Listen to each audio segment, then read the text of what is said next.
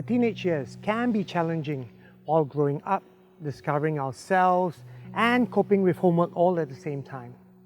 Today, I'm on my way to meet this inspiring young lady who has added a whole new meaning to the word adolescent by devoting her time to meaningful causes. I enjoy doing volunteer work, and it is my way of giving back.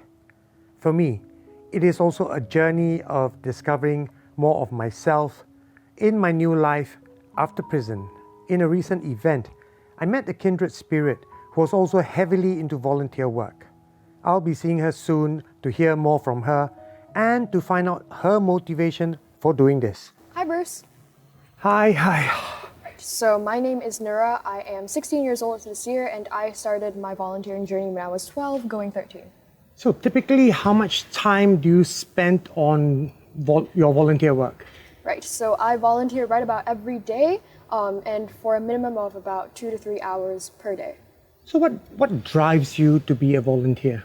Okay, so I have a unique story for this. My mom had told me this one anecdote a couple years back about how she was not particularly that well off back when she was in primary, secondary school. Mm-hmm. So she used to, she was unable to afford fresh uniforms, so she had to wear this same skirt for a couple years.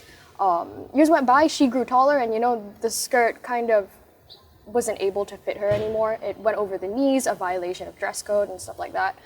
So her headmistress at the time had called her up on stage and publicly shamed her in front of a couple hundred students, saying, she'd intentionally worn a really short skirt to appear seductive, to frame herself in a certain light to men, and I felt that it was unfair for her to have been treated that way just because she couldn't afford a skirt, So I'd stumbled upon this opportunity to work with lower income families, particularly children. It was a tutoring opportunity, regular, once a week, just to help uplift children who may not have the financial resources to, receive tuition. So I signed up for it, got accepted into the program, and I started tutoring on a regular basis. I found it really fulfilling because, I was helping to uplift the underprivileged, and that's something that meant a lot to me because of my parents' experiences. And from there, I started to see the tangible, positive impacts of my efforts on the students that I had been assigned to. And I thought to myself, I want to help more people, so I started to look into different beneficiaries, migrant, foreign, domestic workers scene, the mental health space, and I tried to insert myself into as many of these spaces as possible in order to be able to help as many people as possible. So in all this time that you have been volunteering, what have you found out about yourself or the people?